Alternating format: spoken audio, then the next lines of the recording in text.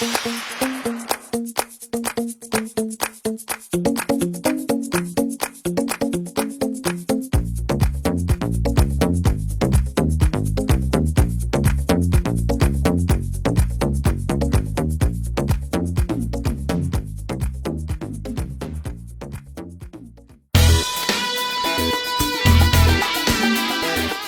suis aujourd'hui en compagnie de Mohamed Jamaï. Je suis très heureux de vous rencontrer, Mohamed.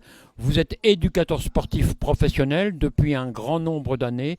Ici même à Sèche-Pessac, vous êtes un des créateurs pratiquement du club de boxe, USAP Box, où il y a eu également beaucoup de cours d'éducation de boxe pour les filles.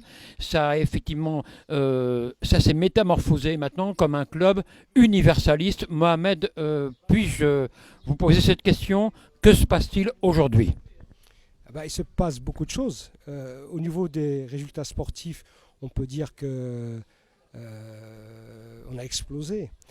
Sur un terme plutôt social, éducatif, on est sur le terrain. Donc le club de boxe, comme il a été pensé, c'est pour soutenir et aider ceux qui ont des difficultés.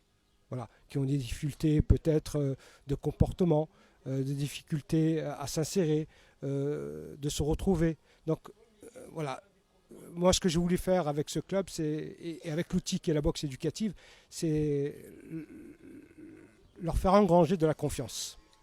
Mohamed Jamaï, c'est un club qui, depuis son existence, qui a commencé dans une chaufferie, vous vous souvenez, nous en avions parlé déjà à l'époque.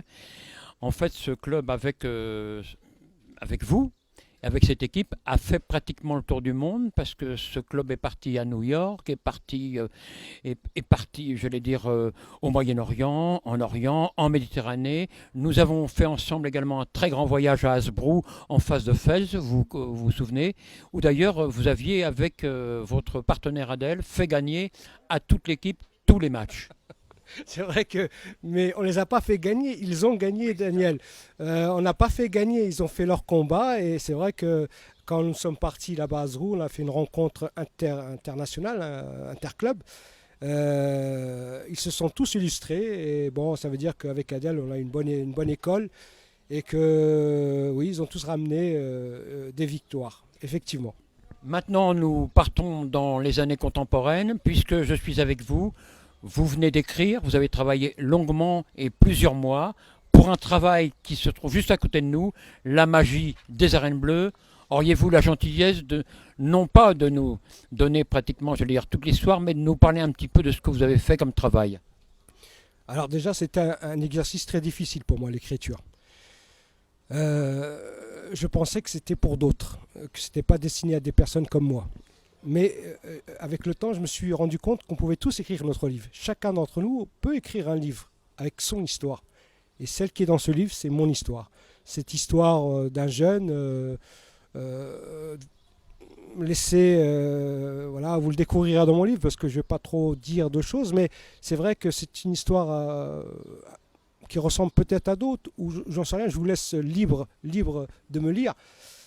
Mais c'est vrai que c'est des parcours de vie, un parcours de vie, des personnes qui ont réussi à recoller avec les études, moi le premier, donc je dis que je suis le fruit de mon propre laboratoire. Donc voilà, c'est toute une histoire avec des rencontres extraordinaires que j'ai fait.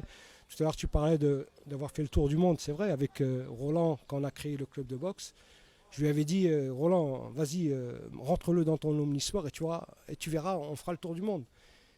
Et un jour, il ne devait pas y croire au départ, hein. Et un jour, on s'est retrouvé sur la muraille de Chine et je lui ai dit, Roland, tu te rappelles quand je t'ai dit qu'on allait faire le tour du monde?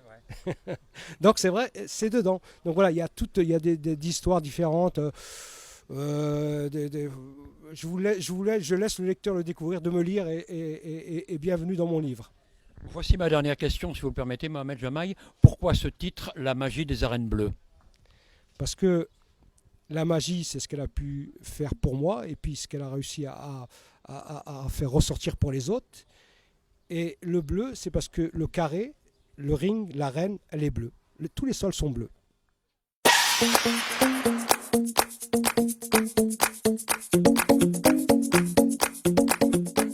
Je suis très heureux d'avoir vous avoir eu comme interlocuteur. Donnez-nous un petit peu vos espoirs, vos espoirs qui seront en partie le mot de la fin de cette journée, le mot d'un recommencement. Alors le mot de la fin, il y a déjà une fin? La fin de l'interview. Merci, parce que bon, à la fin, j'espère qu'il y aura peut-être une suite, j'en sais rien, mais en tout cas, j'ai énormément d'objectifs. On le sait, hein, quand je me suis lancé dans la musique, je connaissais rien. Je suis devenu tourneur, organisateur de concerts, donc j'ai fait beaucoup de choses. Là, aujourd'hui, c'est le livre, c'est écrire. Ça a été toute une aventure, hein, une aventure fantastique et formidable. On verra. Voilà le mot de la fin, c'est on verra. Merci, au revoir et à très bientôt dans mon livre.